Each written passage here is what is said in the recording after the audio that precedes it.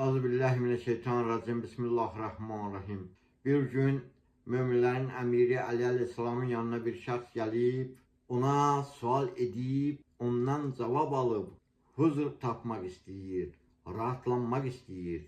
Odur ki o şahs Ali Aleyhisselam'a salam verdikten sonra buyurur ki size 4 sualım var. Eğer bu 4 suala doğru cevap versen mən bütün varlığımla sizin qulluğunuzda duracağım, sizin dininizi qəbul edəcəm, İslam dinini qəbul edəcəm. Ali Aleyhisselam da sual vermək istəyən o şəxsə buyurdu ki, sizi eşidirəm, dinləyirəm, suallarınızı verə bilərsiniz. Sual edən kəs də vermək istədiyi 4 sualı Ali Aleyhisselama verdi. Sualın birincisi belə idi. Vacib nədir? Vacibdən daha vacib nədir? İkinci sual, yaxın nədir? Yaxından daha yaxın nədir? Üçüncü sual, çətin nədir? Çətindən daha çətin nədir? Dördüncü sual, təəccüb nədir? Təəccübdən daha təəccüb nədir? Görün, möminlərin əmiri Ali Aleyhisselam bu 4 suala necə cavab verdi? Ali Aleyhisselam bu 4 sualı necə cavablandırdı? Həqiqətən də elm şəhərinin qapısı olan kəs belə cavab verə bilər. Əlbəttə ki, Allahın yeryüzünə təyin etdiyi hüccəti belə cavab verə bilər. Allahın və Peyğəmbərin vəlisi belə cavab verə bilər edilən suallara. Belə gözəl cavab verə bilər, kamil, dəqiq cavab verə bilər. Əleyhisselam vacib nədir, vacibdən daha vacib nədir? Birinci suala belə cavab verir. Allaha ibadət vacibdir, günahları tərk etmək vacibdən daha vacibdir. Məsəl üçün, buna misal göstərək. Namaz qılırıq, namaz vacibdir. Amma namaz qılmayımız üçün bizə lazımdır ki, bütün günahlardan uzaq olaq. Deməli, o günahlardan uzaq olmaq vacibdən vacibdir. Çünki onlardan uzaq olmasaq, o vacib olan namazı qılsaq da onun bizə bir faydası olmayacaq. Daha çox geniş izah vermək istəmirəm, vaxt çox getməsin. İkinci sual, yaxın nədir, yaxından daha yaxın nədir sualına Ali Aleyhisselam belə cavab verir. Qiyamət günü yaxındır, ondan daha yaxın ölümdür.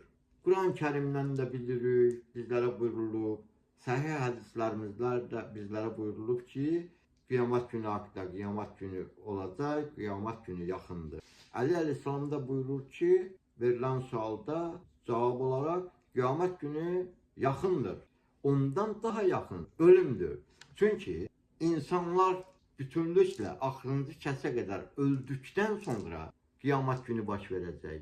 Biz də nə edirik? Dünyamızı dəyişirik, gedirik.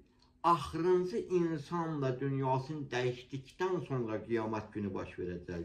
Ona görə də Ali Aleyhisselam yaxın nədir, yaxından daha yaxın nədir sualına, ikinci suala cavab verir ki, qiyamət günü yaxındır, ondan daha yaxın ölümdür. Üçüncü sual, çətin nədir, çətindən daha çətin nədir sualına Aleyhisselam belə cavab verir. Qəbir əzabı çətindir, ondan daha çətin azuqəsiz qəbrə getməkdir.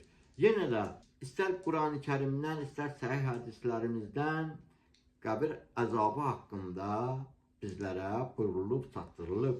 Qəbir əzabı çətin olacaq. Baxın, bu geniş dünyada gəzirik, yeyirik, içirik, istədiyimiz yerə gedirik, istədiyimiz geyimi geyinirik, istədiyimiz evi tikirik, istədiyimiz maşını alırıq, istədiyimiz ərzaqı alıb, yeyirik, içirik.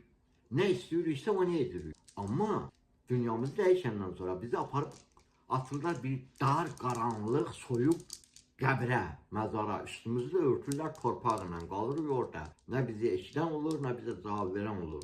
Sonra başlayır sorğu sual. Əlbəttə ki, qəbir əzabı çətindir. Ali Aleyhisselam da buyurur ki, qəbir əzabı çətindir. Ondan da daha çətin azuqəsiz qəbrə getməkdir. Bu dünyada ki, başımız qarışır, keyflə, ləzzət çıxartmayla, ora yollamaq üçün azuqa toplamağı yaddan çıxardırıq. Bizlər üçün çətin olur, daha çətin olur o azuqa toplayıb qəbr evinə özümüzdən qabaq yollamayı. Nəinki o qəbir əzabı çətinliyi. Yaxşı əməllər az olur, yaxşı əməlləri edə bilmirik, çox edə bilmirik ya da özümüzdən qabaq ora yollaya bilmirik. Ona görə də qəbir əzabı bizlər üçün nə qədər çətin olsa da o azuqət ki yığa bilmirik o qəbir evinə, ondan özümüzdən qabaq o qəbir evinə yollaya bilmirik və o daha çətindir, o qəbir əzabının. Dördüncü sual, təəccüb nədir? Təəccübdən daha təəccüb nədir? Əli əleyhissalam bu suala da belə cavab verir. Dünyanın fırlanmağı təəccüblüdür. Bundan da təəccüblü insanların bu qədər Allahdan xəbərsiz olmaları, Allahı unutmaları daha təəccüblüdür. Əlbəttə ki, biz başımız qarışır ancaq dünyavi şeylərlə. Gözəl ev tikmək, gözəl maşın almaq, qonşu filan şeylədir, mən eləyə bilmədim. Yaxşı sanatoriyalara getmək, istirahatlıq evlərinə getmək, yaxşı dincəlmək, yaxşı rahatlanmaq. Ancaq dünyəvi işlər. Ahirəti yaddan çıxardırıq. O bir olan Allahı yaddan çıxardırıq. O bir olan Allaha ibadət etmək yaddan çıxardırıq. Namaz qılmırıq, oruç tutmuruq, zəkat vermirik, xumus vermirik, həccə getmirik. Cihad baş verirsə, deyir ki, bizə nə var? Bir sözlə, o dünya fırlanmağı təəccüblüdür.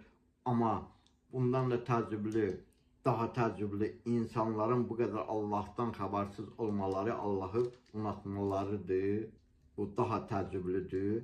Əli əleyhissalam buyurur, bu həqiqətən də belədir. Biz əgər kollec, texnikum, institut, yəni sonra o institutda bakalavra, magistratura, ordinatura, doktorantura, aspirantura qurtarmasaydı, orta məktəbdə təbiətşünaslıq keçmişik, fizika keçmişik, astronomiya keçmişik.